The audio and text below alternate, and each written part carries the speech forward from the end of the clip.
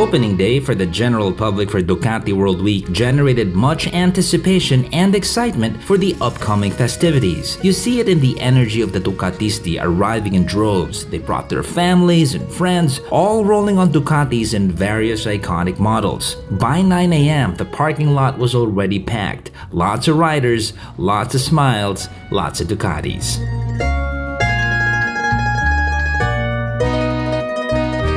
WDW has the key elements to celebrate the passion for Ducati. We have of course the bike, we have the racetrack where Ducati very much is associated with, and of course the Ducatisti. One of the highlights is the Race of Champions, where we'll be having the Ducati champions go at it on the all-new Panigale V4S. The race is unlike what we usually see where we got paddocks hating on each other. This is more of a race for enjoyment, but without holding back. We will be seeing Pecco Bagnaia, Fabio Di Gianantonio, Andre Lalone, Enea Bastianini, Michel Piro, Marc Marquez, Franco Morbidelli, Jorge Martin, Alvaro Bautista, and Nicolo Bulega, among others. Of course, all eyes will be on two racers, two MotoGP champions, namely Marc Marquez and Pecco Bagnaia. After the day's qualifying, Marc Marquez is not in the top 3. On pole position, it was an upset with Andrea Lalone on top, crowd favorite Pecco Bagnaia on 2nd, and Fabio Gianantonio on 3rd.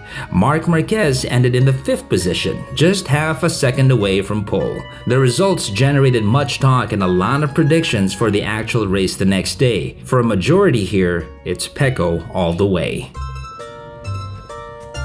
Summer in Misano gets hot. It's a dry kind of heat and we were at 33 degrees by lunch. This didn't stop the people from coming though. By this time, the space between people is a lot less, with people going around checking out the racers' bikes in their paddocks, checking each other's bikes in the parking lot, shopping at the Ducati merch shop, and even getting their bike serviced at the Ducati service shop. By noon, Misano race circuit was happening.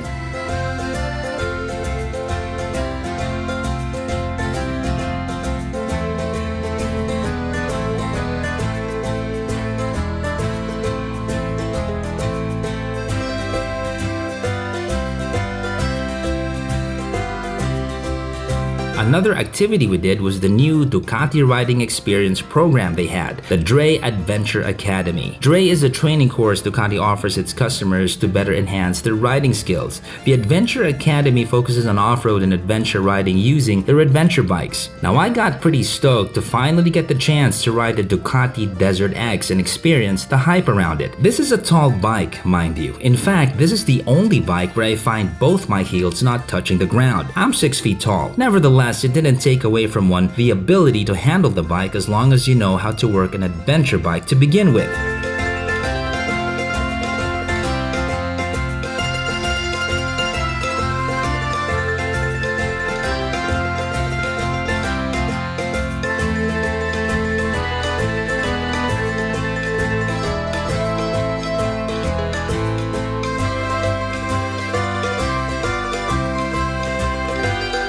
We went through a simple course, warming up with some cones, going through planks, then eventually going through logs in a full dirt course with some tight bends.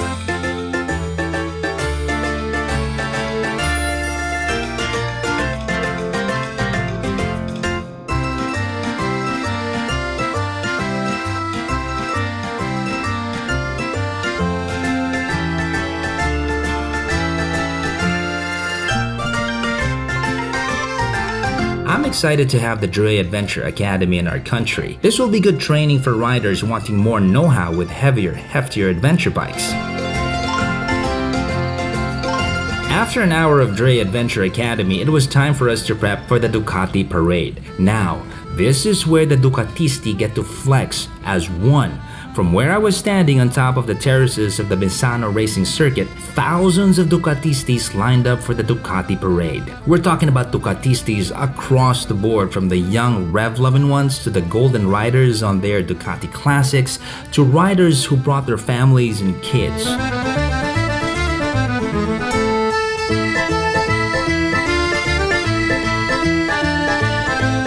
There's so much happiness in their eyes and a lot of camaraderie as they ride their bikes from outside the compound and into the racetrack. Sure, I've seen many parades and bike fests, but not like this, where you feel the energy from a brand like Ducati emanating from everyone. That energy from red and white, that energy and vibe from Ducati. By late afternoon, the town was stuck in a gridlock. Because of the parade, traffic was at a standstill, and it took us almost an hour and a half to get back to the hotel, which otherwise would have taken us only 10 minutes. That's how many riders showed up. The end of D2 was dinner and a party the Ducati way at the beach.